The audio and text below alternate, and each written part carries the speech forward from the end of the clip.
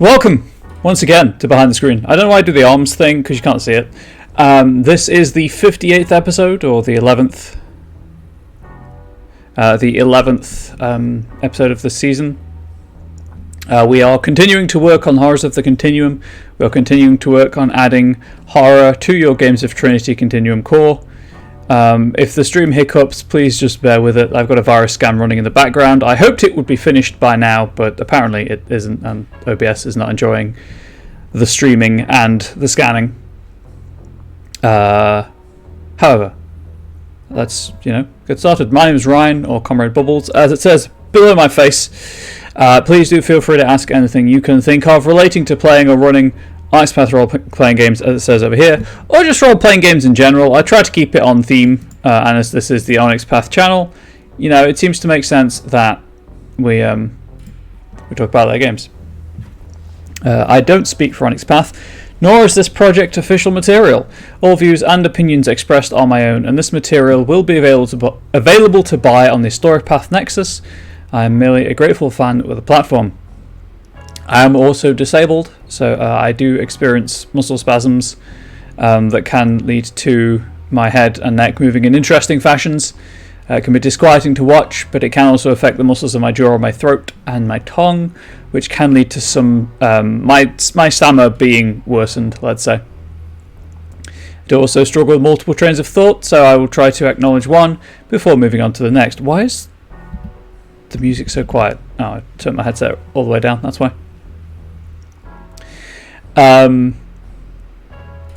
Just trying to think of anything else to say. Today is pansexual visibility day. I'm a pansexual, so yay, I'm visible. If you are pansexual, congratulations on being visible today. Tomorrow we have to put the invisibility cloaks back on and we can't exist for the rest of the year. Just going to hydrate again.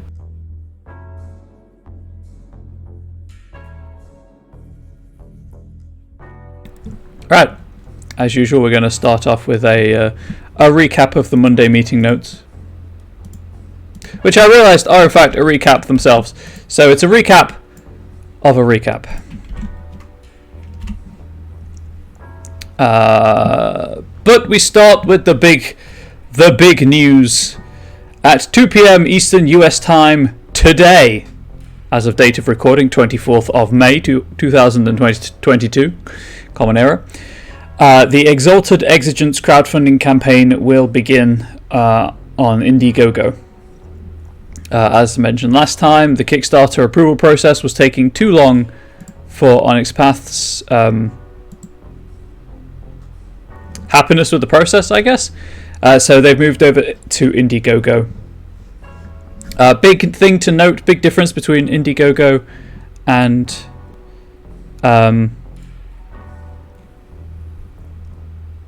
Kickstarter. Sorry, my brain went blank. You are charged at time of pledge on Indiegogo, not at the end of the campaign. However, it has been set up that if you pledge and the campaign does not fund, your money is refunded. It's not kept. So that's a common concern with Indiegogo because sometimes that happens, and that is not the case here.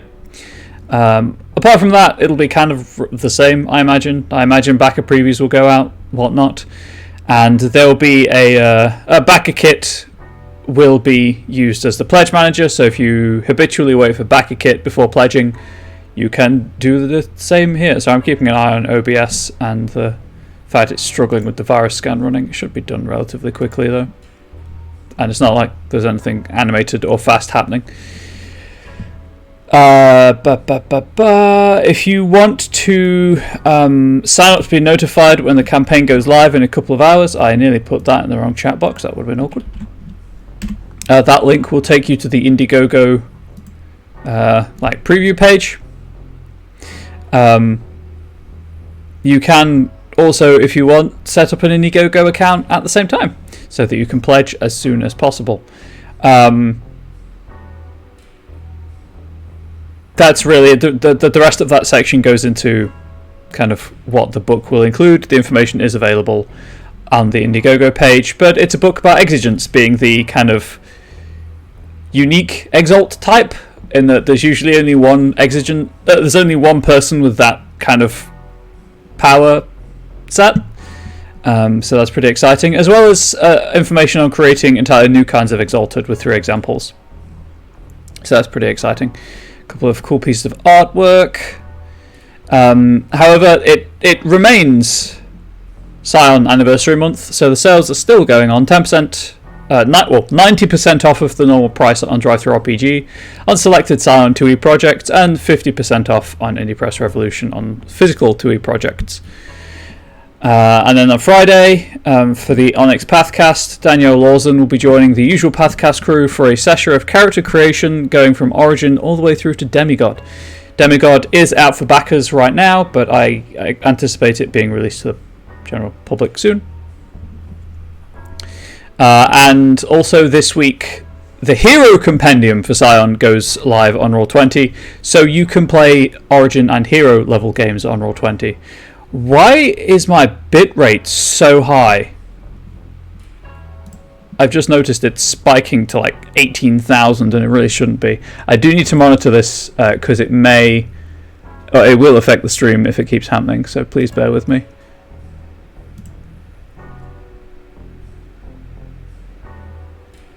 No, it's just spiking. I assume it's because the computer's running the virus scan at the same time. I'll keep an eye on it. If my computer explodes, chat, I apologise. It wouldn't be the first time the computer's crashed midstream, of course. And then 2 weeks from... Well, less than 2 weeks. 2 weeks on Friday. This Friday. Again, to date it. 2 weeks from the 27th of May is the Onyx Path Virtual Convention, running the 10th to the 12th of June. There's a whole host of panels and games happening. The Onyx Path channel itself is being used for panels throughout the weekend, and then there's something like I think 4 partner channels hosting different games, as well as standard con games that you can sign up for and you can run yourself. If you run a game, the con games are ticketed. You do have to pay for them. The price is set by the GM, and if you run a game, you'll receive 50% of the payment.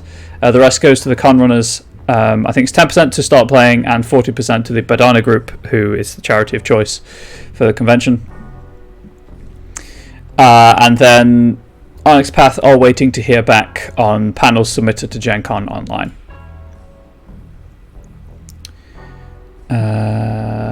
What else? The schedule this week. This show, obviously.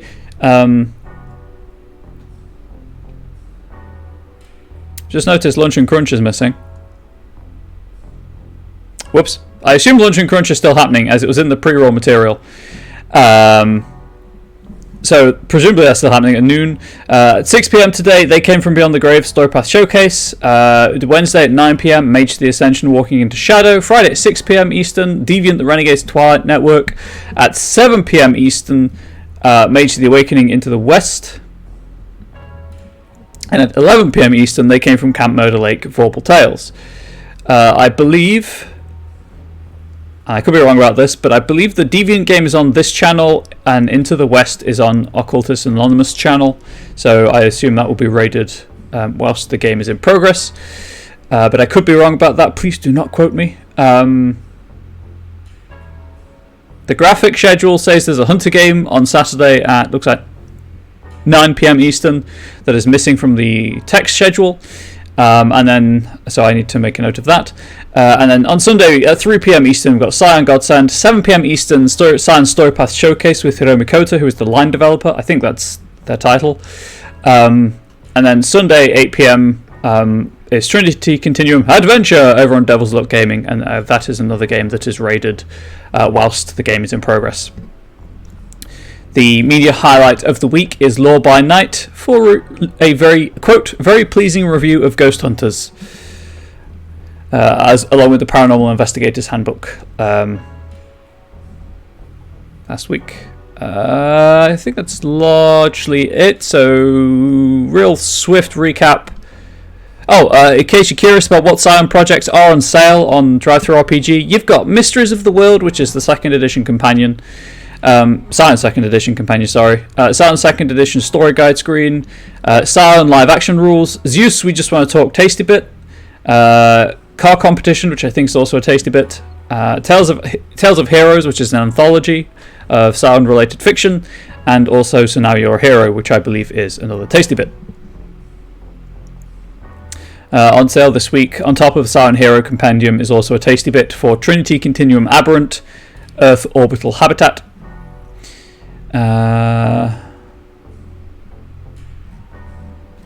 Scrolling through the panels, updates as usual. The as is the habit now, as is the norm. The Monday meeting notes does not contain the full project timeline. If you want the full project timeline, you'll need to go to the link I just posted in chat. That is where every project is up to at the end of April. I would expect a new one by the end of next week, because it's the 31st on Tuesday. So I'd assume maybe the next kind of full update will be the end of this week, starting next week. However, things that have moved along. The stretch goal adventure for TC Adventure is in final drafts, as is Scion Path to Apotheosis, which is a collection of demigod scenarios. Exalted Sidereals and Trinity Continuum Anima Jumpstart Terror Surge are both in development. Scion Gods in manuscript approval. Art direction, we have Exigence, which is hitting Indiegogo later today, as well as Exalted 3 Adversaries and the W20 Apocalyptic Record. In layout, we've got the Squeaks from the Deep Jumpstart, Trinity Aeon Mission Statements, and the Crossroads Continent Adventure number 1, which is a new one, but it is Rich Thomas's Crossroads Continent Adventure that is being put together for the Virtual Con, I believe. Improving, we've got M20 Sorcerer, as well as the Scion Demigod screen. Demigod itself is in indexing. And also at press, because as I say, it's out. Backers have access to it already. Squeaks in the Deep screen and book and bookmarks are at press. Hunt of the Vigil 2nd edition and screen are at press. Tales of Depravity at press. M20 Operatives Dossier, you guessed it, at press, as well as TC Aberrant Terrat Novella, Trinity Continuum Assassins, Scarred Lands Dead Man's Rust, and the Earth Orbital Habitat tasty bit for Trinity Continuum Aberrant. And that's where we're up to with the Monday meeting notes. Obviously, there will be slightly more to talk about next time I stream, because the Indiegogo will be happening. But for now, that's where we're up to. I need to move my screens around because we need to get started with the with the bulk of the show. I don't need my notes right now. I need to zoom in actually. Nope, too far. 120. Now I can't see chat. Why am I like this? There we go. I'm going to hydrate again, and then I'll recap what we've done so far.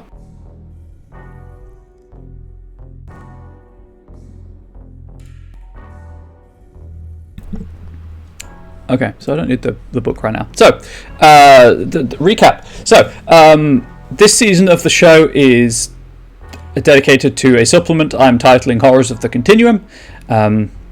I mentioned at the top of the episode that it will go up on the Storypath Nexus, and because I haven't mentioned them in a while, the Storypath Nexus is the community content platform for the Trinity Continuum and Scion game lines. I imagine also they came from, because they also use Storypath. I'm just going to blanket statement that could be wrong. Storypath Nexus is where Storypath games go. Storypath being Onyx Path's in-house dice rolling engine, spiritual successor to the Storyteller system that powered World of Darkness and powers Chronicles of Darkness, but with tweaks here and there, and we'll get more into that as we go. But it's one of a handful. It's one of several community content platforms. The others, off the top of my head, being the Storyteller's Vault for Chronicles and World of Darkness stuff, or definitely Chronicles at the very least. ROMs of Pugmire being for Pugmire, Monarchies of Mao, Pirates of Pugmire, Squeaks, eventually I would imagine Squeaks in the Deep. And there's... No, that's not ROMs of Pugmire, it's Canon's Mine, you fool. I'm just going to cheat. There's a list of them that I can really easily access. Why am I just trying to do it from memory? Slurration Vault. There we go. Also, what? Good. Thank you for letting me know. So that's also on Storyteller's Vault, and then the Slurration Vault for Scarred Lands related material. And much as with the DM's Guild, you can put community content up there. Yes, that, to clarify, that is with Storyteller's Vault. Includes World of Darkness material. I thought it did. I just, I didn't want to say for definite when I wasn't sure. Hello, Alan. Also, Alan, congrats on making it to the community content panel at the con.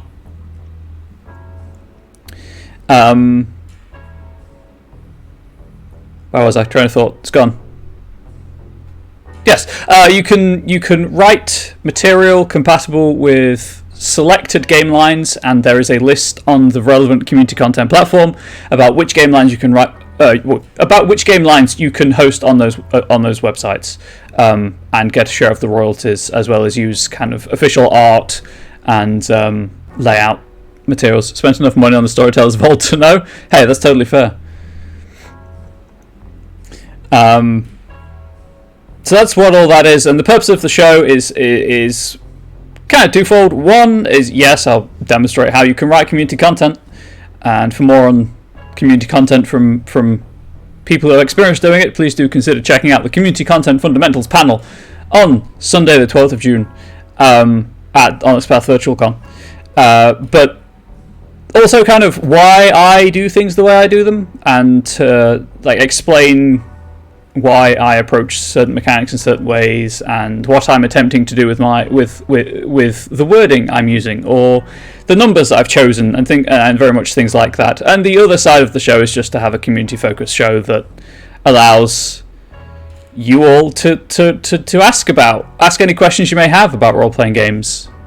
Ideally, Onyx Path focused, but I will answer what I can. And if I can't answer a question, I can generally point you in the direction of some resource that answers it for you, or someone who may know the answer. So that's the community content side of things. But I did mention that this is going up on the Story Path Nexus. Oh, I'm just to get it out of the way now. The full game's title is Trinity Continuum Core. I'm going to say TCC because it's a mouthful to say the full name every time.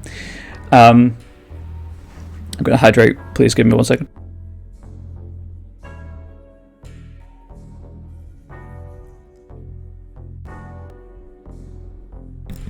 I'm also having a bad day mentally today, so I may struggle for words and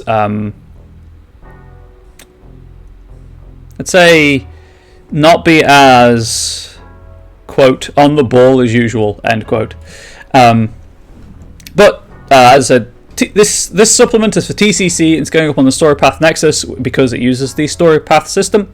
The Story Path system is a D10 pool-based system where, unlike other games where you may roll one die and add a static modifier to it, in Story Path specifically, but there are other pool systems out there.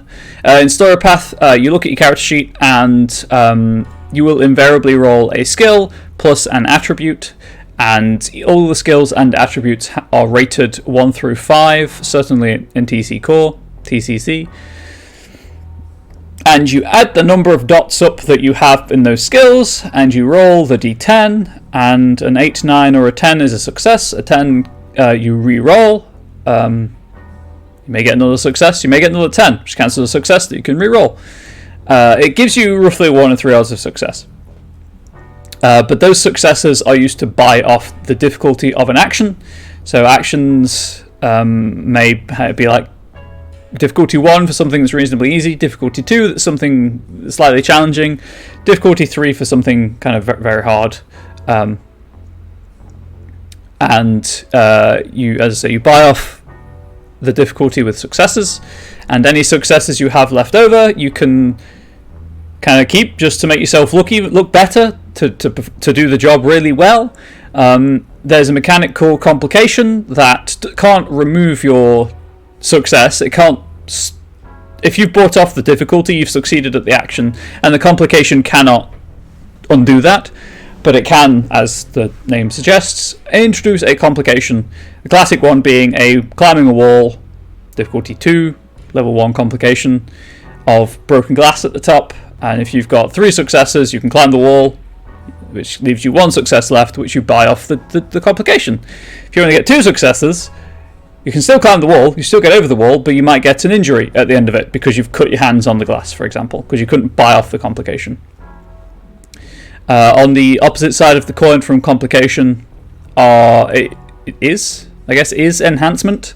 Enhancement is much like complication and difficulty in numerical value, and enhancement counts as an extra successes on any roll that you get at least 1 success on. So if you have 2 enhancement from something, enhancement usually come from, say, we'll use an action scene as an example.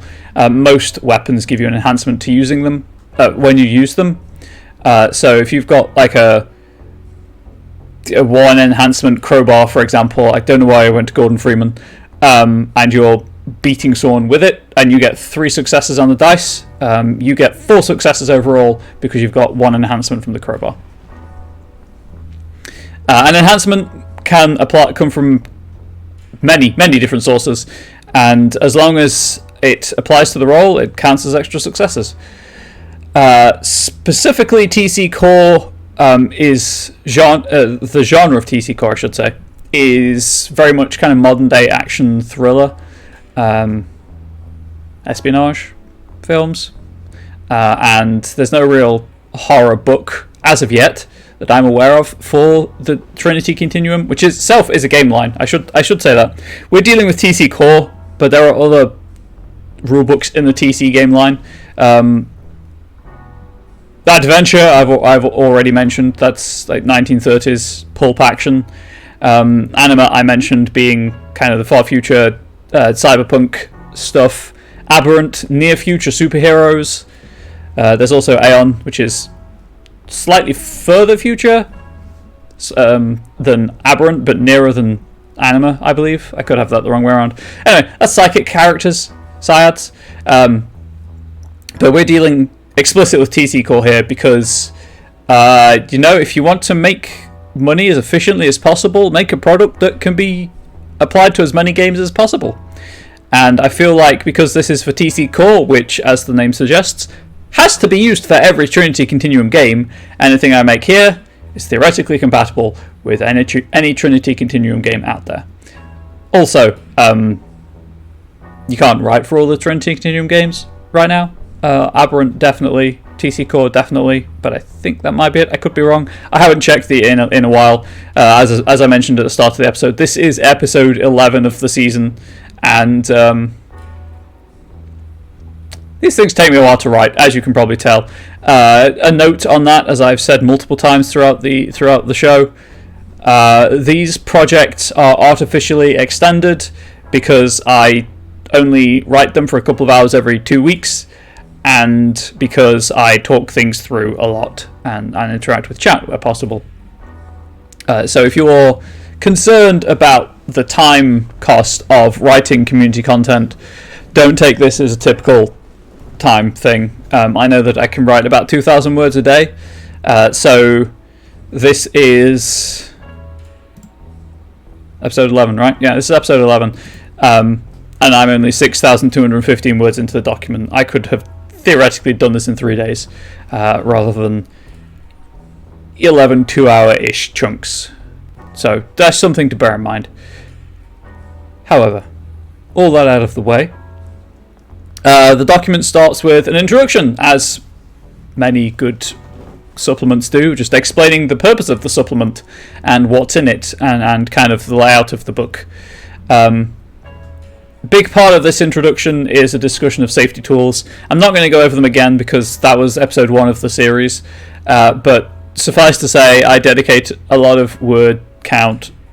I dedicate almost the entire introduction to safety tools and their uses, and kind of a couple of examples of safety tools.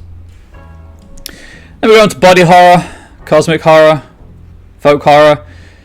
Disaster horror I've skipped for now. I'll go back to it at the end. I came to that section just as things happened in Ukraine, and like I know obviously that it's not the only war in the world, but like many people, because a lot of horrendous stuff happens not in Europe, it's very easy to psychologically distance myself from it. Whereas when it's in Europe, it's like, oh god, it's on my doorstep kind of situation. We shouldn't do it, and I genuinely am upset by the fact that there's war anywhere, war, disease, famine, disaster anywhere on the planet. But when it's closer, it's like, it feels more real, and it's just quirk of human psychology to feel that way. So I've just ignored disaster for now. I'll go back to it eventually. I do have... So we are on the air quotes last section right now, although I'm going to add an extra section to round off the horror genres, probably before I go even tackle disaster horror. But we did folk horror, and we're currently on psychological horror. Now, to reiterate, as I did last time, and I'm going to do until I leave psychological horror behind, 2 important facts when dealing with psychological horror at the tabletop. Sorry, if I'm looking to the left, it's because that's where chat is. Do your research. Please make sure you are not portraying an exaggerated version of the symptom of mental illness that your character may be suffering from, or that, if you're the story guide, that an NPC may be suffering from, although I guess all NPCs are technically your characters, so my first sentence was correct. And do not name the mental illness. This often leads into research into and portrayal of all the symptoms and effects of that illness. And people very rarely have all of the symptoms of an illness, medical or physical for that matter. So I'm just checking the process of the virus scan. It's almost done, chat. It's 94%. So hopefully the stream kind of stops fluctuating so much soon.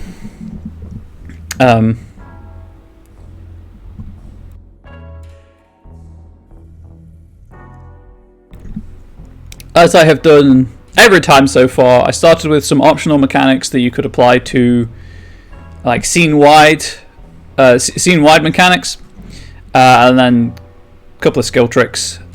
Today, hopefully, we'll finish edges, and I'd like to finish gifts, but I'm going to be perfectly honest, I don't seem to be averaging that much.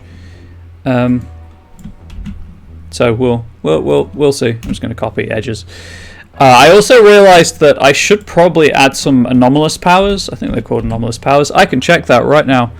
I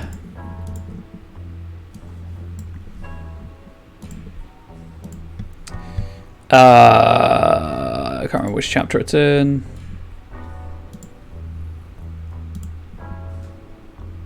Anomaly powers. Heck yes.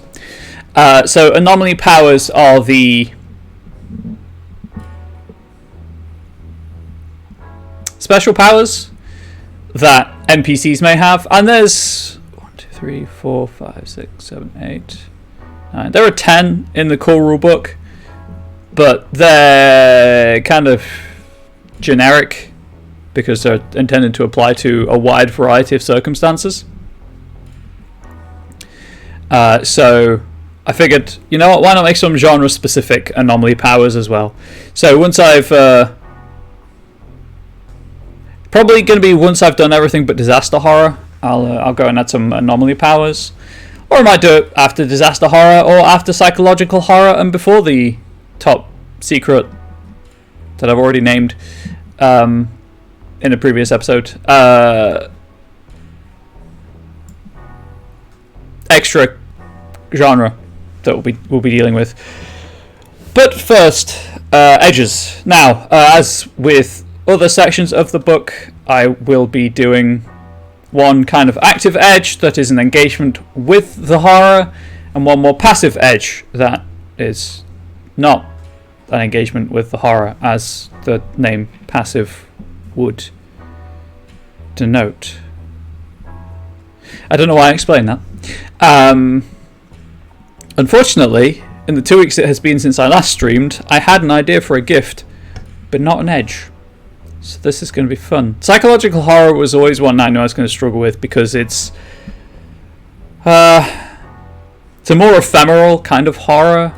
It's more personable and it's more it's harder to pin down because it's going to be different for every character and by extension player.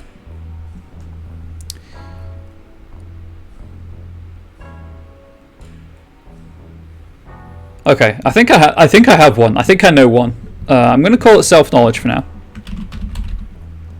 I might just shuffle along a bit so I can move the microphone. So for this show, I have my microphone in front of the keyboard purely to avoid, hopefully to slightly mask the keystrokes. I know I don't like hearing keystrokes, and I'm hoping the music kind of... Sorry, my Word is not responding because of the aforementioned virus scan. I'm hoping the music kind of covers the keystrokes as well, but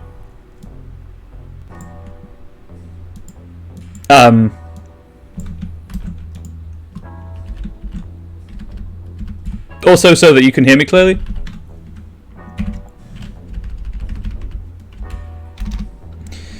So this is a 2 or a 3. I thought there was 2 spaces there.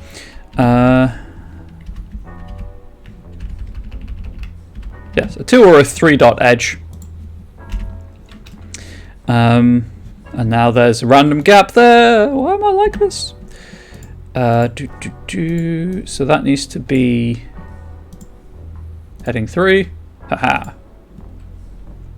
Oh, also, side note, I discovered the... Well, I don't know if this is the actual cause of it or not, but I think Microsoft Word has a maximum bookmark count that it can generate in PDFs, because I think I maxed it out in a different document I've been working on. Yeah.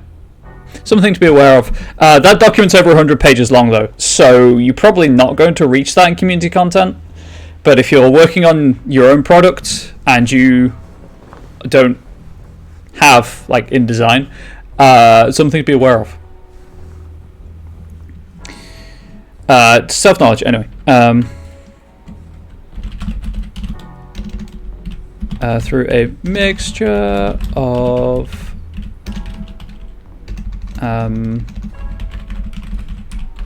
introspection and intuition, you are aware of the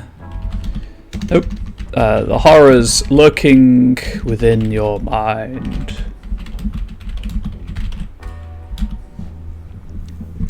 Once per scene, you may attempt a it would be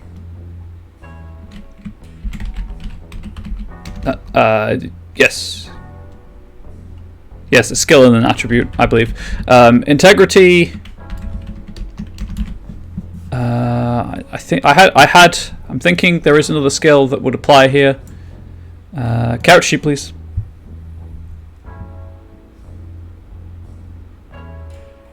Yes, it'd be empathy. Integrity or empathy plus any resistance attribute.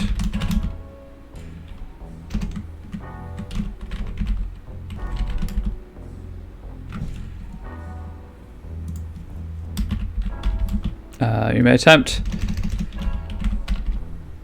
a roll.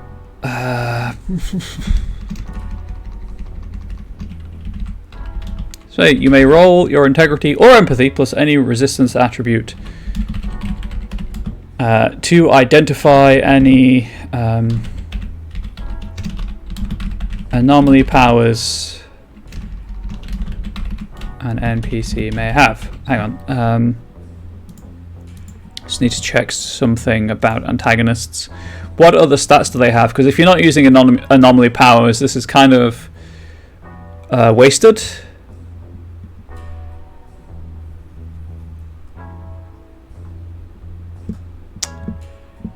I guess edges?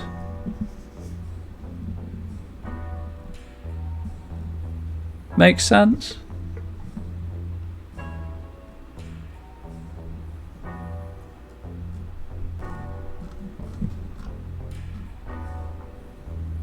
Yeah, let's say anomaly powers and edges. Anomaly powers and edges an NPC may have. The difficulty of this roll is equal to the number of anomaly powers and edges you attempt to ascertain. There we go. What should the 3 dot... So that's like the base version. The 3 dot version of this edge to a...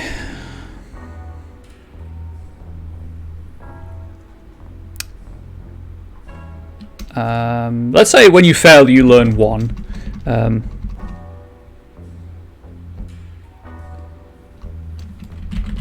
With the 3 dot version of this edge, I really could have just deleted the first part of that sentence without deleting the whole thing. Never mind.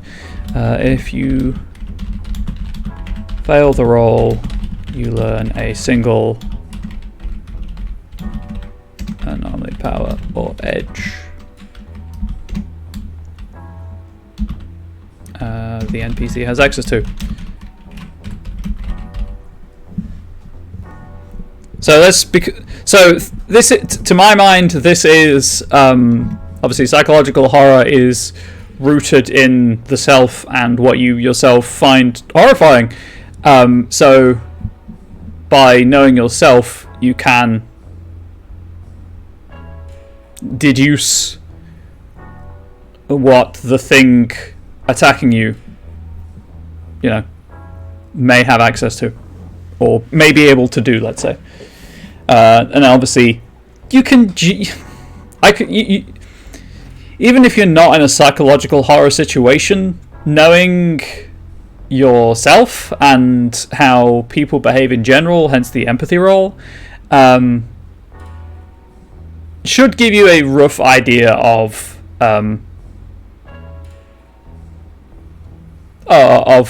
someone's capabilities. And then I've given it a variable difficulty because it is only once per scene. You may decide that you want to kind of gamble and learn 2 or 3 things, and certainly if you have the 3 dot version, you can. There's no reason not to attempt for 2 things minimum because you're always going to get at least 1.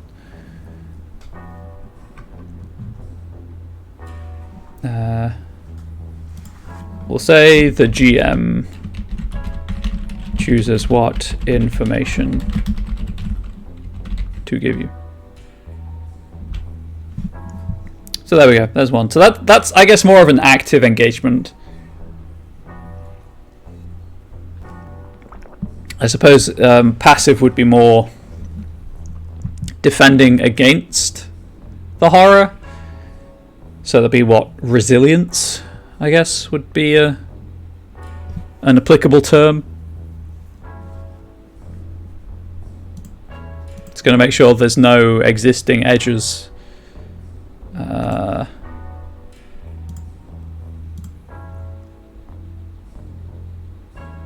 should really state... Whoops.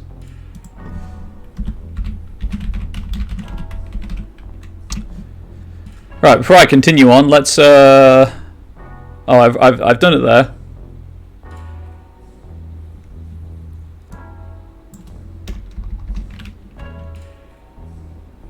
Nope.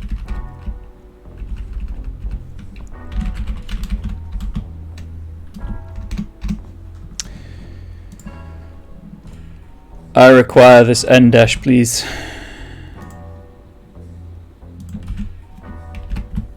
What? No, the other side, thank you. Okay, I've done it everywhere else. It was just that one I forgot to do it on. Fine, cool, grand, wonderful.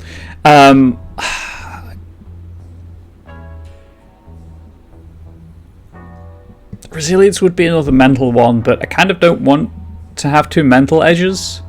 I mean, there's no reason not to, because as you can see up here, I did 2 mental edges for Cosmic, which again, Cosmic and Psychological has a lot of overlap. Like body horror is more primarily physical horror. That's why these two are physical. So I guess I could. There's no reason I couldn't do 2 mental edges here. I'm just attempting not to because, I like going that extra mile for everyone to give you the further examples of what is possible in the game. Also, the stream should even out now. The virus scan has finished.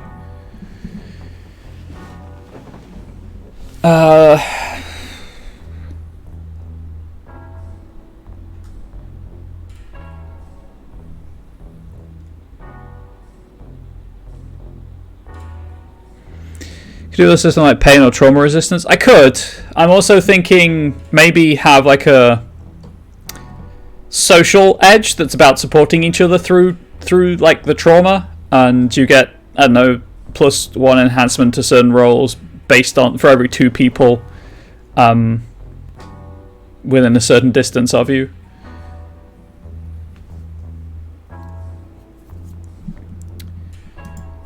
I'll just check the anomaly powers. I don't. Exterior world is never as trying as your internal horrors. It's true.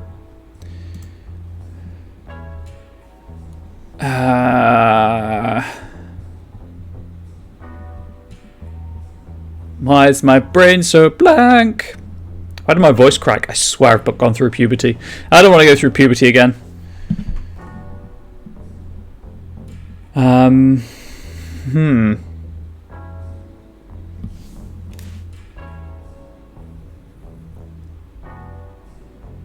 Sorry, it was a weird noise. I was trying to figure out if it was my my computer or not. Social edge is probably a better idea.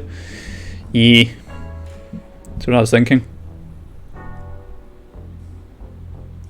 I just tried to think how to apply it. Because it needs that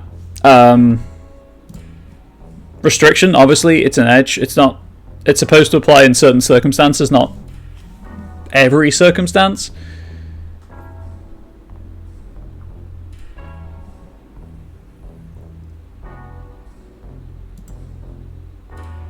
Anyway, social.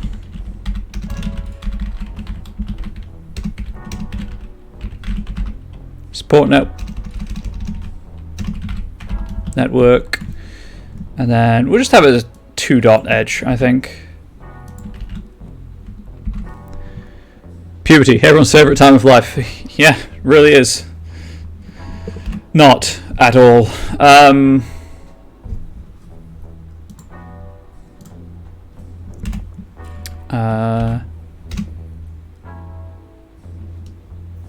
How to phrase this? You have built up a support network. Helps you through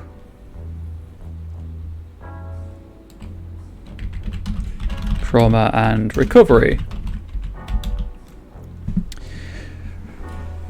Right, should I narrow this down to a type of scene? So if you are unfamiliar with the system, there are 3 types of scene. Action adventure, which is the punchy, the fighty scene. I don't know why I describe it like that, but that's that. The internet is forever.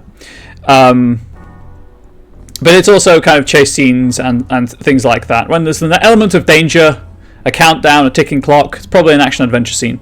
Procedurals are more kind of the researching scenes, and then intrigue is the social scenes, and then obviously there's a lot of flexibility between the 3 scenes where they'll cross over and blend depending on what your characters want to do. So one character might be researching something and finding clues, whilst another character is fighting for their life on top of a speeding train. I don't know why I went there, but heck, I went there. So I feel like this would be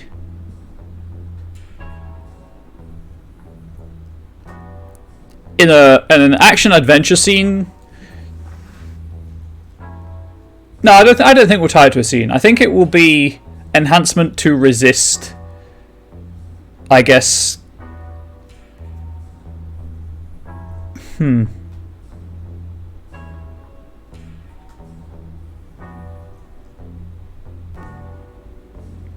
just trying, because a lot of stuff is very much left up to the story guide in this, so I've got to keep it flexible enough that it's usable and people want to use the edge, but also, you know, specific enough that it warrants only being a 2-dot edge and has a meaningful impact on the game.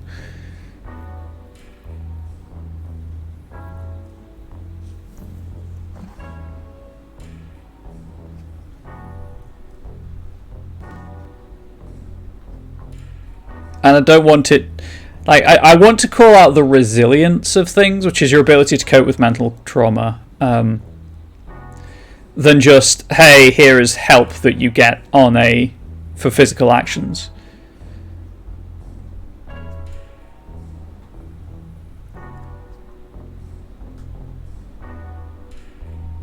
I guess I could tie it to the healing. Can the effect be greater if the usage is more situational? Yes, generally speaking. I mean, it's a 2-dot edge, so edges are rated 1 through 5, as with everything else. I can increase the cost of I can increase the dot rating.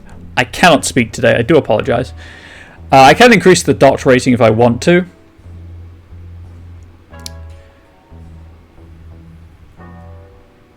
But I could.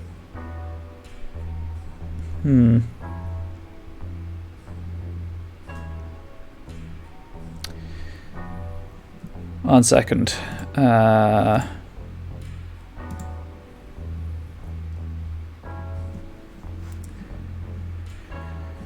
Bonds confer specific enhancements and other advantages on the characters who create them.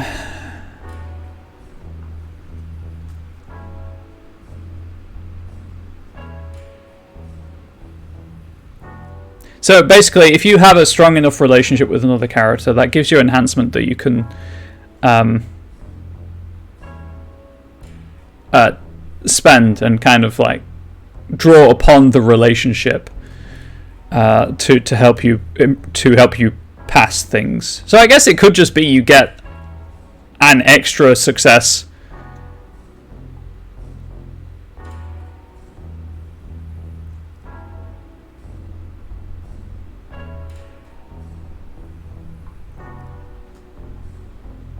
Sorry, I'm just trying to like scan through the text on bonds.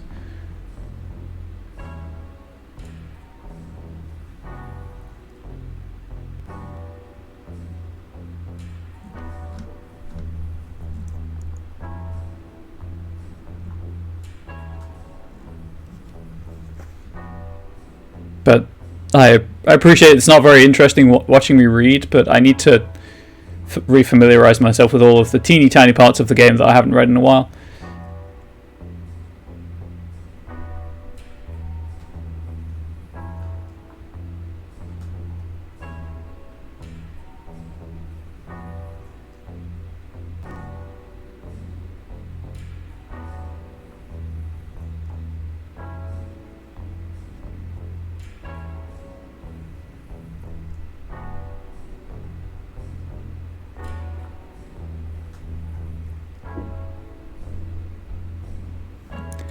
Well, good. Well, at least now there's music, right, in the background. It's not just silence as I read.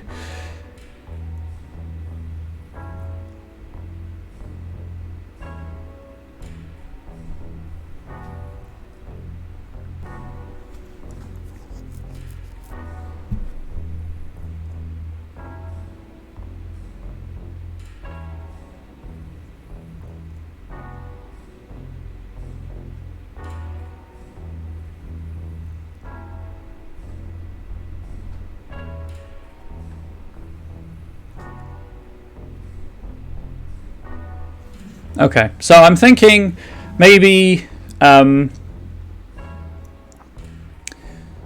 per...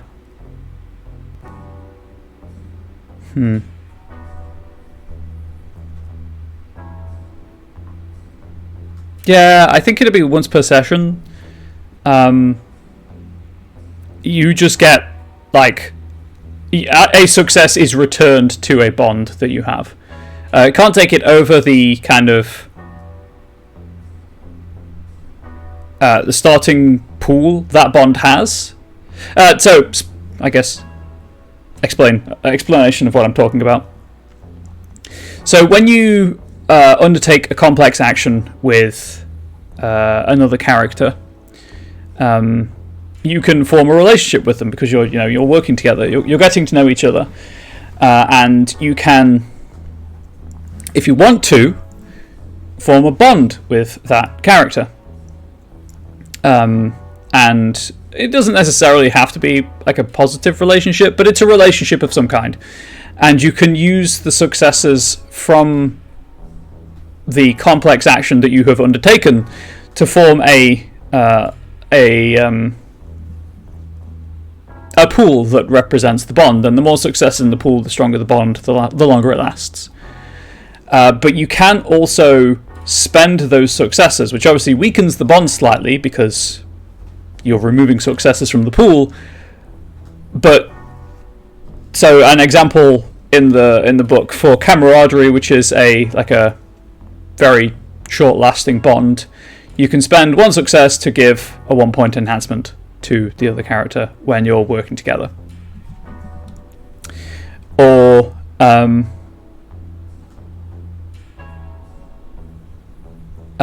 friendship, you don't have to be working together, but you have to be able to communicate with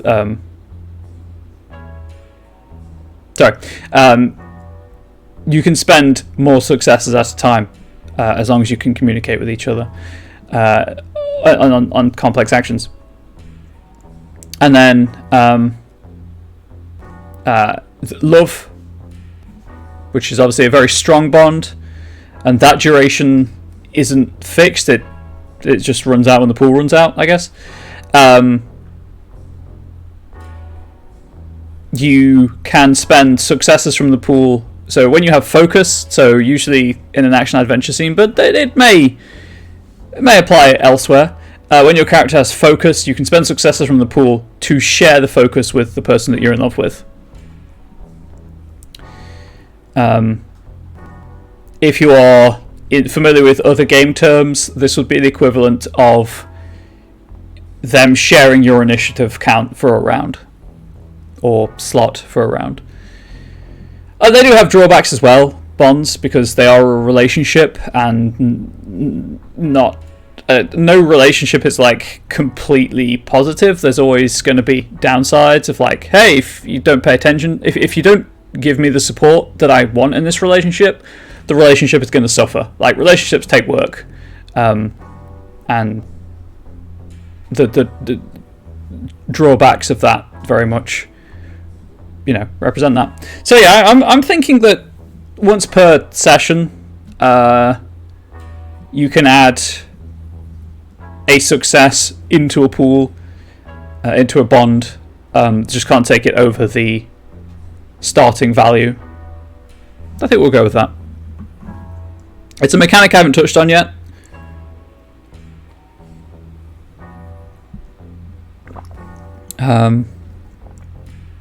And there's also, I could key this into both the social kind of mechanics, because there are two intrigue systems. There's the bonds, sort of, is a system. Attitude, bonds, and influence.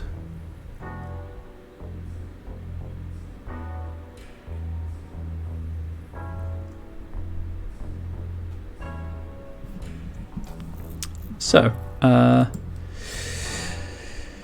you've built up a support network that helps you through trauma and recovery. Let's go with...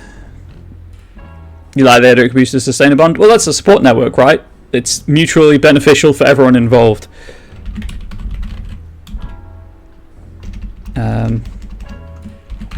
You may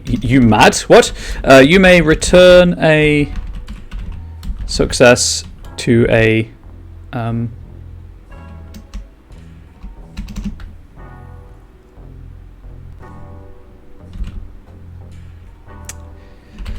going to get this out and down, and then I'll think about wording. You may return a single success to a bond that you are a part of. Whoops.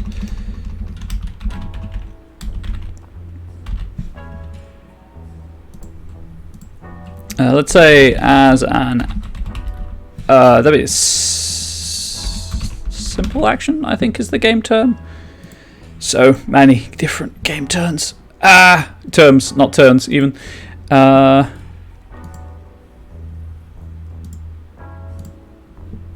It's simple, right? Because complex is milestones. Ordinary, dang it!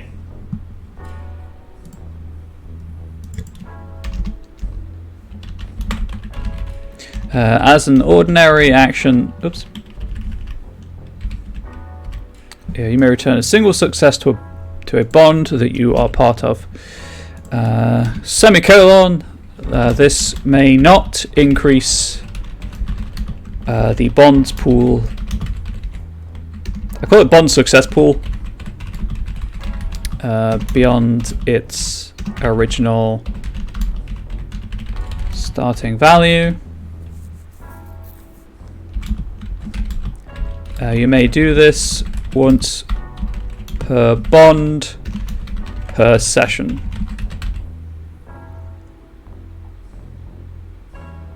So I think that's worded right. So as an ordinary action, so just a thing you can do. It takes a bit of time to do it because you're putting in that effort, but it's one now increasing the bond pool size to allow for making the bond stronger. Because there's already, you can already do that just by working closely with other people, right? This is more to reflect the effort that's already been made and you're maintaining it rather than making it better, if that makes sense. And there's nothing to say you can't make a stronger bond with someone by performing a complex action with them.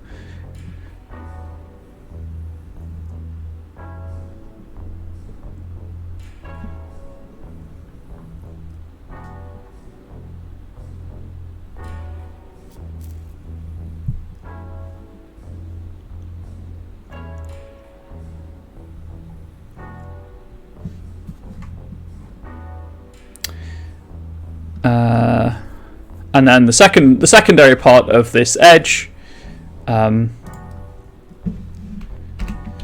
Additionally, whoops, you gain 1 enhancement.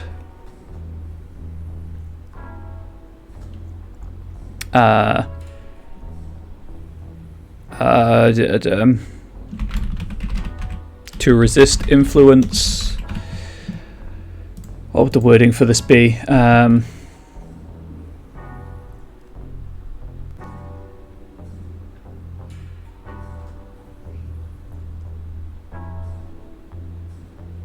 Oh, blocking influence. Here we go.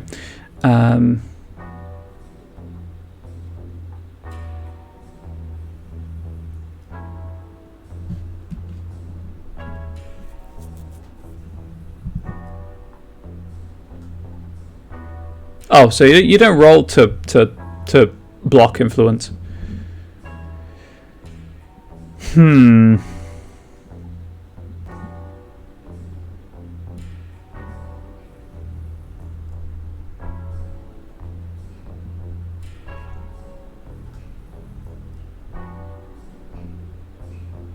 Sorry, I'm just refreshing myself on influence.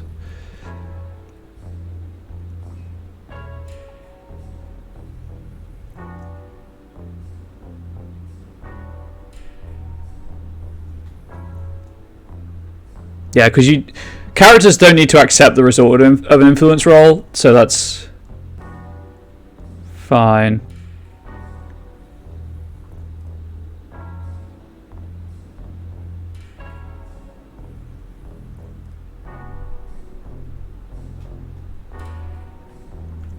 So that's out. That's out. Ignore me. That sentence doesn't need to exist because you can just choose to ignore it. If it's not something you want to get involved with, and then there are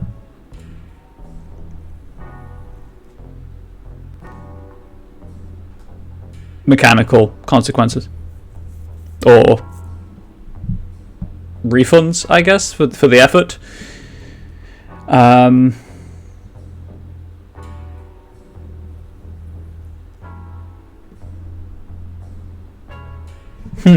Okay.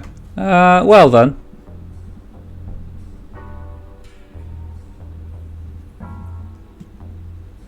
Sorry, I'm just reading.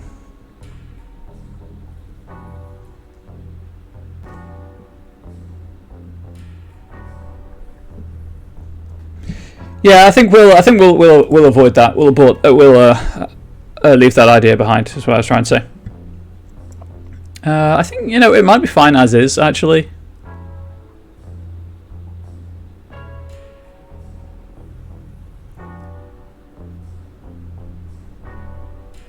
Yeah, I'm just trying to considering the suggestion that allowing it to make the bond stronger, but I right now I am leaning towards this isn't about strengthening a bond, it's about supporting each other through the bond.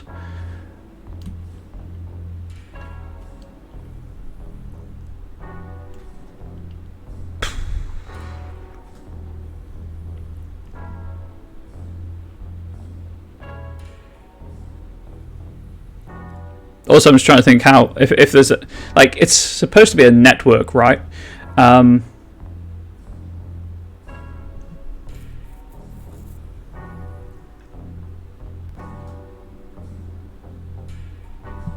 So bonds are typically between two characters.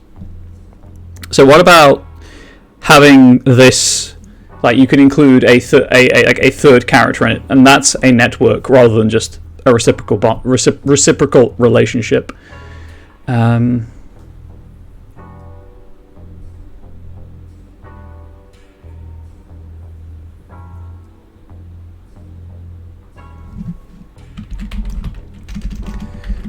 Once per, I guess, scene, you may spend a success from a bond's success pool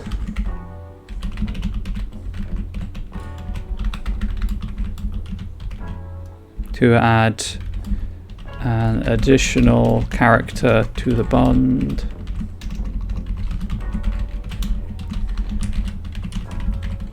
All characters. Actually, the book doesn't capitalize B, so it doesn't capitalize bond. All characters in the bond may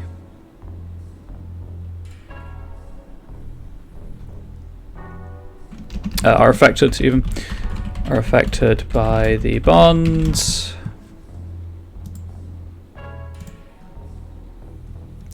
Feature and drawbacks.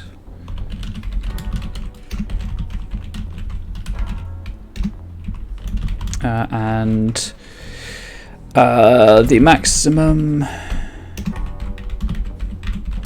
number of characters. I don't know why I did the apostrophe there. Characters added to a bond in this way is equal to your highest social attribute -1. Because that accounts for the original person that you have the bond with. Right, I need to get rid of all these capital B's.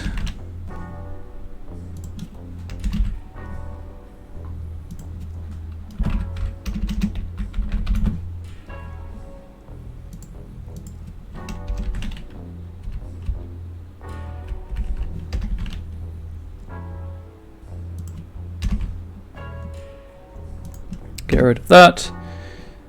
Social, I believe, should be capitalized because it's a specific thing.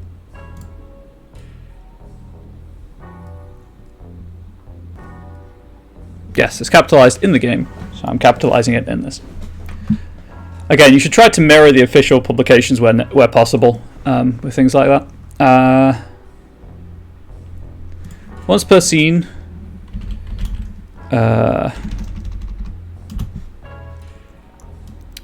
Once accessible to add an additional character to the bond, all characters in the bond are affected by the feature and drawbacks. All characters already in the bond must agree to this must agree to the inclusion of the new character. are affected by the bond's feature and drawbacks, and the maximum numbers of characters added to a bond in this way is equal to the highest social attribute, -1. I think attribute also should be capitalized, thinking about it. Again, just mirroring the... yes, attribute is also capitalized because it's a game term. So there we go, that's that. And now the gifts.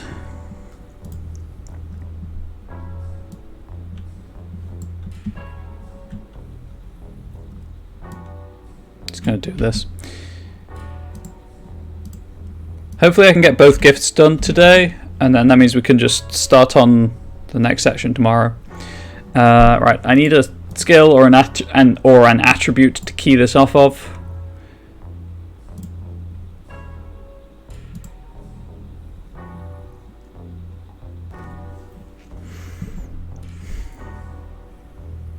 Yeah, I think it's going to have to be composure.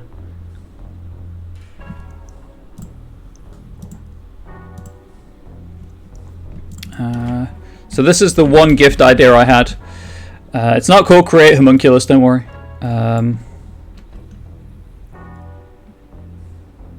What would it be called? Again, I'm going to try for a passive, an active, and a passive gift. This one is very much going to be the active gift, again, engaging with the horror. It's very much in the same line as the same vein as self-knowledge, except because it's for a talent, it's more powerful. I realize I'm throwing out game terms here. So, gifts are the superhuman abilities that talented characters have. That is talented with a capital T. These are characters who have access to powers beyond mortal ken in the core rulebook. And they have a resource called Inspiration that they can spend to empower themselves or the world around them in certain ways. So I'm just going to get rid of this, and that's like the little texty bit. Get rid of that. Keywords I'll attend. Well, that obviously has to be composure because that's what it's keyed off of. Anyway.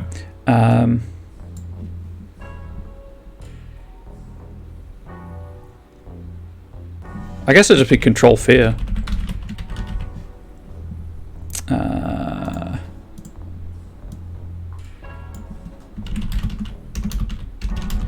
As a talent, you are more in control of your emotions and how they affect the world around you.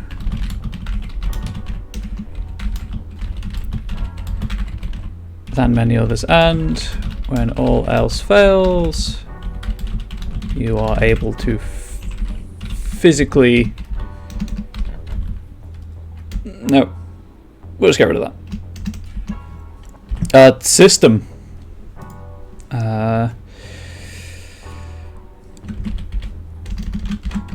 When I'm aware I need to handle the prerequisites as well. System. When you spend a point of inspiration on dramatic editing, you may spend a second point of inspiration to add the because I'm keying into dramatic editing because I like dramatic editing as a mechanic. Dramatic editing, again, game term, allows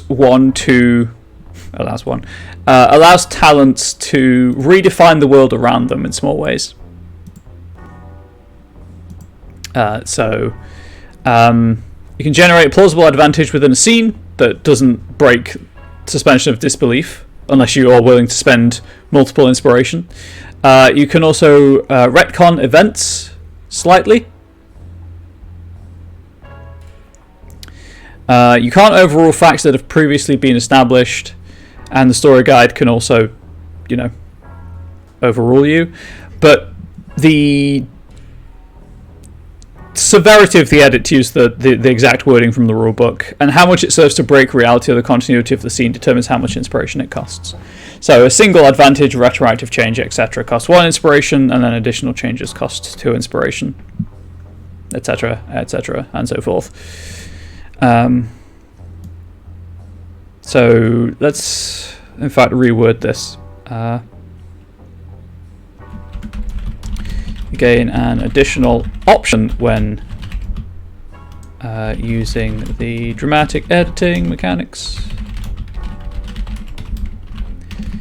If you spend 2 inspiration, you may name an edge or anomaly power. Again, I'm including edges here because I don't want to restrict it purely to anomaly powers, because you may not be only, using this gift within the umbrella of a horror game. You might just want to have this gift as a player option in a different game. So if you're doing more like action heist movie stuff, edges, antagonists will still have edges that you can mess with. You may name an edge or anomaly power that you believe an NPC in the scene to have. If you are correct, you may name another edge or anomaly power.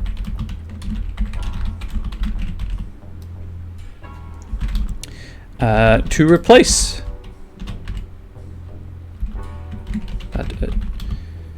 Hey Ari, how you doing? That edge or anomaly power for the duration of the scene.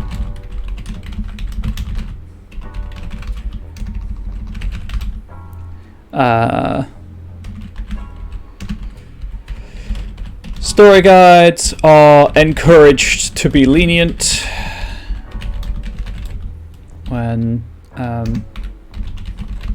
players name the original edge or anomaly power.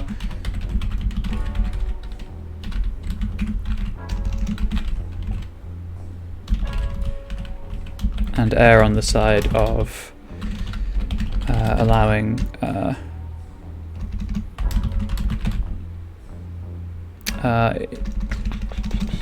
let's have that as a separate thing, just as like a rider. If you do not correctly name an edge or anomaly power,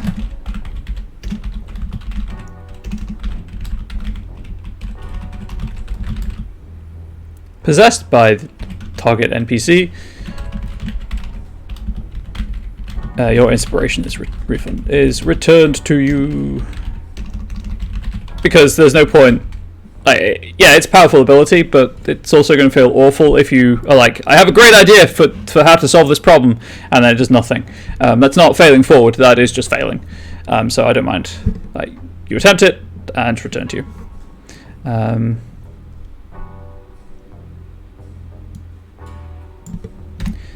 Let's get rid of that. If you spend 2 inspiration as an ordinary action,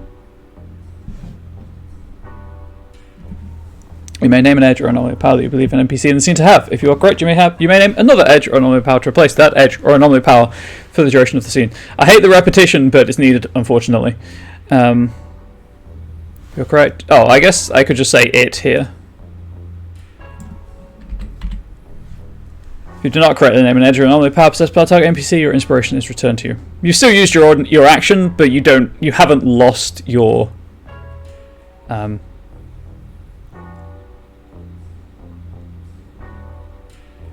inspiration. So I was trying to think of.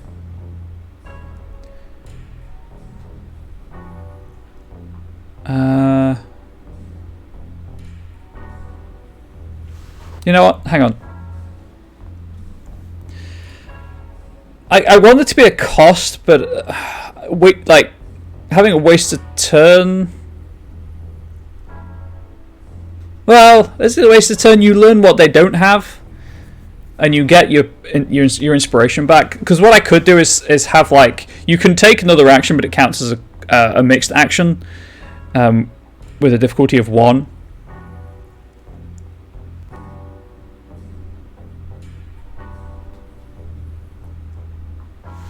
Oh, I could just do it like this. Your inspiration is returned to you, and you may use another ordinary action. If you do,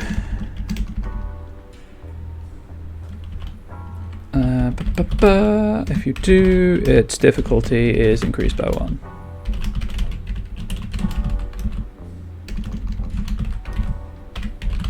There we go. So like you still get your turn, but it's harder to do stuff because you've tried to do this thing that you failed at. Again, I hate it when in any game really when you just do something on your turn and you just fail outright and you've got nothing to do and you do nothing and you're there for the next 5 minutes just twiddling your thumbs, having not contributed in any way. So you still fail, but you get to do something else if you fail. Although it's harder because of the time constraint and stuff. Right, prerequisite I feel is just composure, obviously.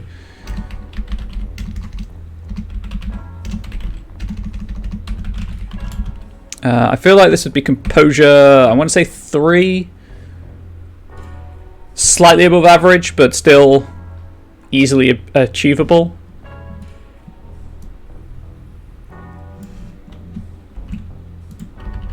Oops. Ooh, I could have a... Do any of these have a facet prerequisite? So it's something I haven't really touched on with... I mean, not everything needs a prerequisite, obviously.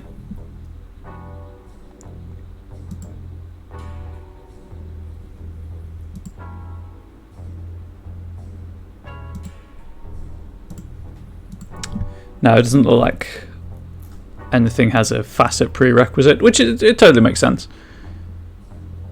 So I won't do that.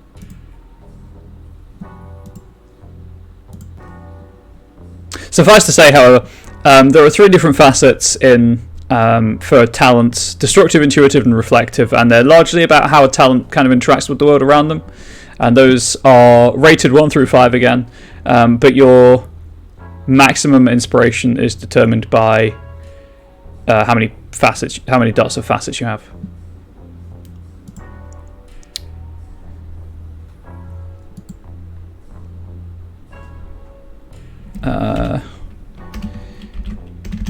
If you are using this gift for a non-psychological horror game, let's say for a game that doesn't venture into psychological horror,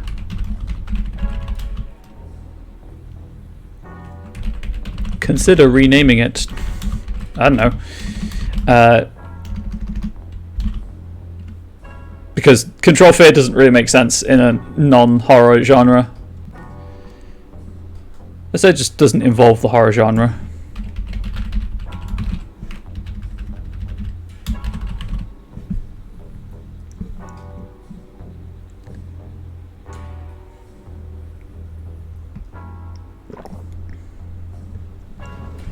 I mean, I'm not super fond of the name Control Fear anyway. I guess Manipulate Fear would be better.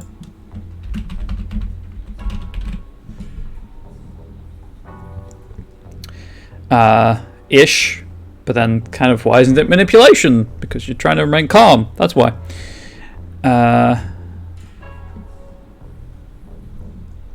Anyway. I'm overthinking this at this point. I'm aware of my habit of overthinking. So that's the active engagement with the genre. That's reaching out and physically changing the world temporarily with inspiration. What would the passive look like?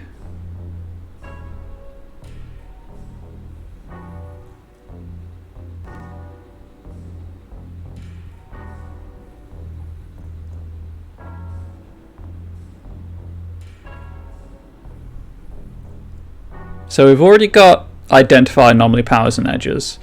We've already got social support network to help with dealing with things. That gift was about altering the manifestation of fear in genre, and then out of genre just altering the world around you to, well, suit how you want to deal with it on your own terms. Oh, when in doubt, go back to the genre definition. Unstable, unreliable, disturbed psychological states, enhance the suspense, drama, action, and paranoia of the setting and plot to provide an overall unpleasant, unsettling, or distressing atmosphere. I guess we could do something with like the mystery side of things.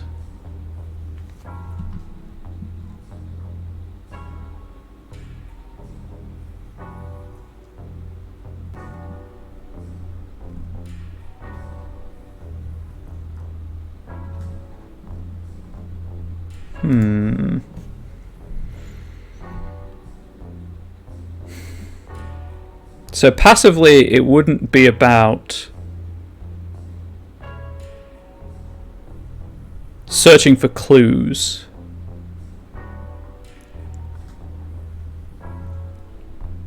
It'll be more about just instinctively recognizing when you're being lied to, or when something is wrong, or being obscured.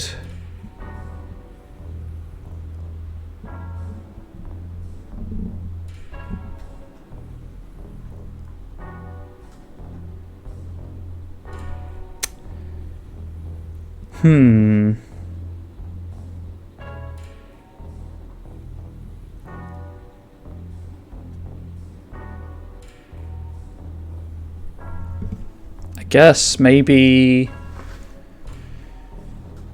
enhancement. So maybe just you are given once per scene, you can ask the story guide for one element of the scene that seems odd. Obviously, I'll develop the idea further when writing it, but for now, odd is a workable word. And then, if you spend inspiration to investigate, you get enhancement equal to 20 facets on the roll.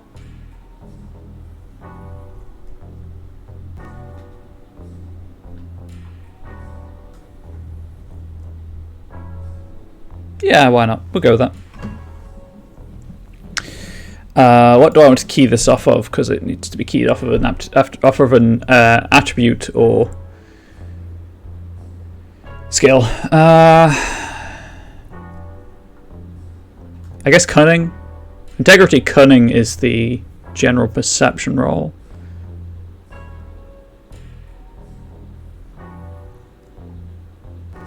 Yeah, we'll just go with that for now.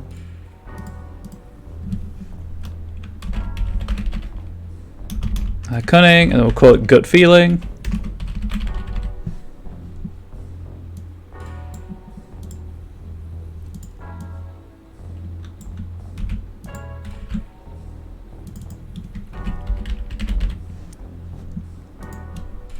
I would just have that as a cunning 2. It's kind of average.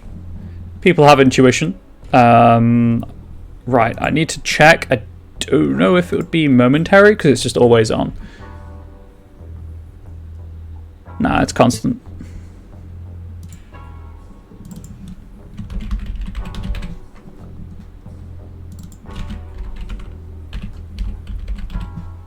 I'm pretty sure it should say attribute, not skill. Yes, it should. So that should also say attribute. And that should say cunning. You have learned to listen to the voice in your head. Tells you when things are wrong. System. Once per scene, you may ask. You may ask. There we go. I may not type the word ask, but you may ask. You may ask the story guide if anything that you can see or hear is obfuscating the truth. Spend a point of inspiration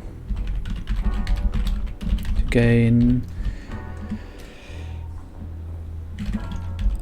an enhancement on the next first roll you make to investigate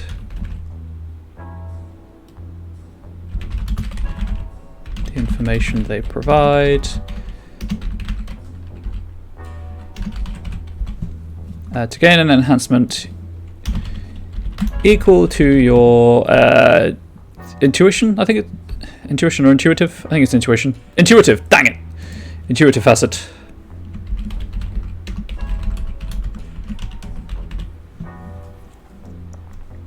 First roll you make to investigate the information they provide.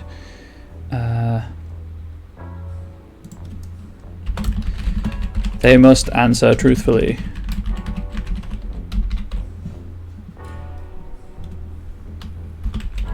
But as simply as possible. You may spend a point of inspiration to gain an enhancement equal to your intuitive facet on the first roll you make to investigate the information they provide.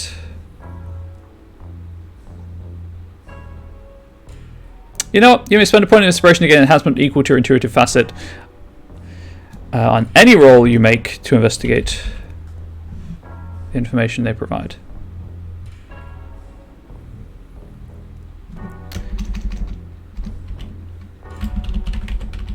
Single roll. You may do this multiple times. You may do this as many times as you wish. Just to clarify that you can spend as much inspiration as you want, but each point of inspiration may only affect a single roll. So you can't stack enhancement, but you can get as much as you want over the course of the scene. I'm happy with that. Which means I'm out of content for today, so we'll do the recap. I will formalize the hidden genre that we'll be dealing, and then do the outro. So today we've covered two edges, again edges being analogous to merits in the storyteller system. We've done the self-knowledge edge, which allows you to apply introspection and intuition to external factors to gain an understanding of them, to learn what edges or anomaly powers they may have. We've also tackled the support network social edge, which allows you to reinforce bonds you have with other characters and to bring other characters into those bonds. And then gifts, again, being the more of the superhuman abilities that talents possess. Manipulate fear, allowing you to take direct mechanical control of a character, and if you and name an edge or anomaly power that you think they have, so kind of based on an understanding you have of that character, you can try to you're just guessing what they can do, and if you're correct you can replace it with one of your choice for the scene. If you're wrong, inspiration is returned and you get your turn still. It's just the difficulty of actions you attempt on your turn is increased by 1.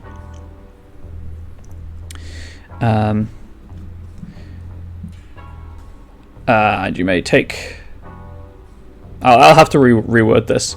And then gut feeling, it's just intuition. Just straight up ask the story guide if anything you see or hear is obfuscating the truth. If yes, you can then spend an inspiration to gain enhancement on rolls to investigate that. So the super secret genre that I've already mentioned, I need to just click in the right place.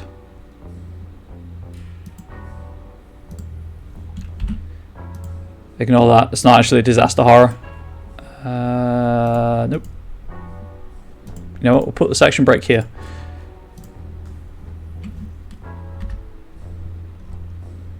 It's comic horror, woo! Not cosmic, comic horror. Actually, that means this needs to be before cosmic horror. Whoops. I can't do the alphabet. Shh. Don't criticize me.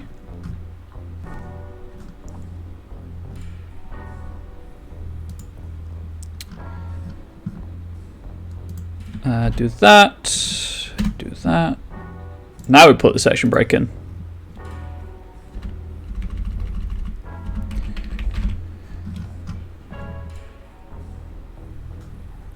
So this is the Scooby-Doo style of horror. Sorry. Where it can still be horrific and you can still get scared, but there's also a levity to it rather than everything is grim and everything is out to kill us. I've already thought of an anomaly power for this, so I will be adding anomaly powers to all of the genres. But the anomaly power I've thought of is secret passage, and you can spend.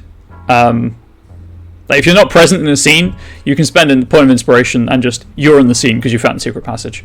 Just a more light-hearted way of dealing with it, and I would also really like. Now I'm actively thinking about it and discussing it. I'd really like to run like a stream or like a one-shot of comic horror using Trinity Continuum for people, but it's just time and players.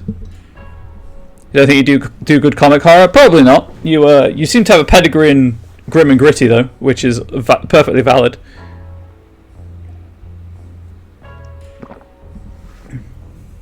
Sorry, I forgot to mute the microphone.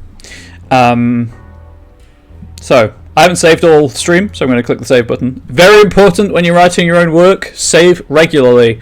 I don't have autosave turned on because I can't actually access OneDrive very easily. It updated at some point in the past and broke on my computer, and everything I've tried hasn't fixed it. So it's a faff to get into my OneDrive, so I just save everything locally for now. I know I need to fix it because I do freelance writing for other companies, and having the backup would help. But for now, I'm off topic. So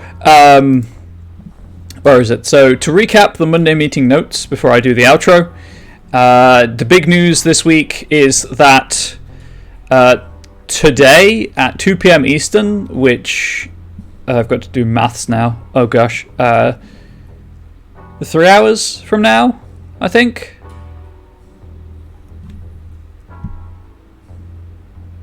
Yeah, 2 p.m. is 7 my time. So about 3.5 hours from now. A bit late, still hi Bubs. Hey, Ghost of Cinders. I'm just wrapping up, but you're welcome to hang around while I go through the Monday meeting notes. Yes, so about 3.5 hours from now, Exalted Exigence will be hitting Indiegogo. As a reminder, please don't forget, with Indiegogo, your payment is taken at time of pledge, not at campaign completion. If the campaign does not fund, your money is returned, but the money will leave your account earlier than you are used to if you are used to Kickstarter. If you don't want to use Indiegogo as a platform, there will be a backer kit available as usual. Exigence being an Exalt type that is unique in that there's usually only one Exalt with that power set, with that connection to creation, and creation's little gods at a time. Or ever, for that matter. 10th anniversary of the company continues. This remains to be Scion month, with a whole host of Scion books 90% off of their normal PDF price on DriveThruRPG. And as part of that, on the Pathcast on Friday, Daniel Lawson will be joining the Pathcast crew to do character creation from Origin all the way through to Demigod, which is pretty exciting. And if you have picked up any of the Scion material and you are interested in playing with it, or if you haven't bought anything but are interested in doing so, on Roll20 this week you will be able to purchase the Hero Compendium so that you can play Origin and Hero level games if you have the Origin Compendium as well through Roll20, which is pretty exciting. The virtual con starts 2 weeks on Friday, June 10th to the 12th, and that's got a whole host of panels here on this channel, and then streamed games on other channels. There are also non-streamed games being run. It's a standard con, it's just virtual, and those are being run through Start Playing. They are ticketed. 50% of the ticket price goes to the GM, 40% I think goes to the Badana group, and then 10% goes to the con runners. And the prices are set by the GM themselves. I regrettably don't really have the time this year to run anything, otherwise I would 100% have done so. I had a blast introducing people to Scion for the past couple of conventions, but I just don't have the time this year, unfortunately. If you have enjoyed the show, by the way, one of the panels running, I think it's the last panel of the con actually, on Sunday the 12th, is the Community Content Fundamentals panel. Yeah, it's the last con. It's on 4 p.m. on Sunday the 12th of June, Community Content Fundamentals panel. And the last one of those I had the pleasure to be on was a lot of fun. I assume last year's was fun too. I unfortunately don't get a lot of time on the weekends for con stuff. Non-streamed games, you say? You know what, Ghost of Cinders? I do say non-streamed games. And hey, people out there watching, rumour has it some of those non-streamed games might not be fully released yet. I don't know, actually. I don't know how that's handled through Start Playing. I'm aware of other non-streamed games that haven't had their final release yet, though. Speaking of of things that haven't been finally released, actually, the Crossroads Chronicles adventure that Rich Thomas is putting together, I think is debuting at the virtual convention, so that's exciting. Anyway, moving on. Yes, can confirm. It was 3 paragraphs later.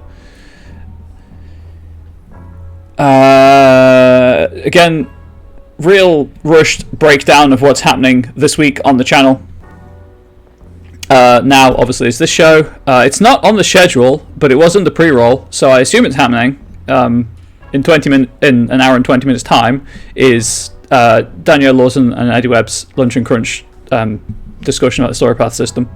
And then at 6 p.m. this evening Eastern, They Came From Beyond the Grave Storypath Showcase. Wednesday at 9 p.m, Mage the Ascension Walking into Shadow. Then we go to Friday, Deviant the Renegade's Twilight Network at 6 p.m, Mage the Awakening into the West at 7 p.m, all these times are Eastern. And then Came From Camp Murder Lake, Vorpal Tales at 11 p.m. Saturday on the graphic schedule has a hunter game, the Black Royal Regatta. It's very small text. See if I can make it any bigger. It's not loading. There we go. Decennium, which is a weird word. On Saturday at 9 p.m. Eastern, and then Sunday is Godsend, Storypath Showcase with Hiromi Kota and Ghost of Cinders at 7 p.m. Eastern, and then the Devil's Look Gaming Trinity Continuum Adventure at 8 p.m. Eastern. If you get a chance to watch the Storypath Showcase for Scion, by the way, on Sunday, they're a lot of fun. I've been watching them in bits and pieces when I've had the time, and it's fun. It's a great table. That's really it. I'm not going to go through the project updates again. So that's the recap of the. Oh, I guess on sale this week is kind of important. On sale this week, a tasty bit for Trinity Continuum, Aberrant, Earth Orbital Habitat, and also, as I mentioned, the Scion Hero Companion. If you are interested in any more further information on the virtual con, please do go to the Monday meeting notes, which I realise I haven't posted a link for. And if you scroll all the way down to the convention section, there is the full panel list and game time schedules, and importantly, what channel the games will be on.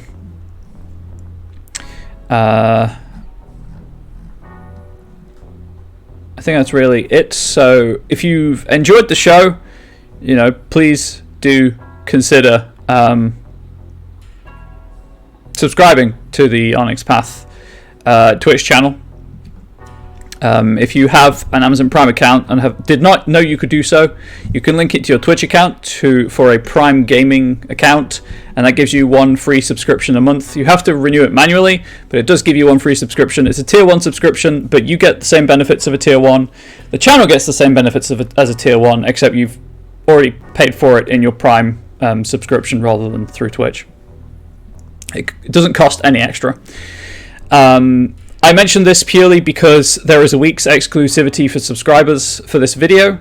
After that week is up, non-subscribers can watch the video on demand on Twitch, and sometime around next Tuesday, Wednesday or Thursday, I will upload the recording of this stream to my personal YouTube channel, well, it's my brand YouTube channel technically, Comrade Bubbles.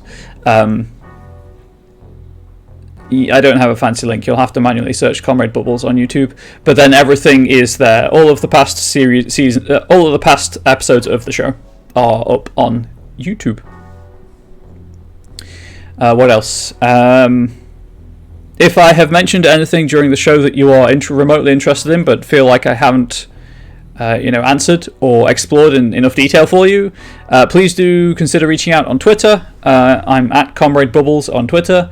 And I do stream on Twitch as well. In fact, I'll be streaming on Twitch in about half an hour. Comrade Bubbles.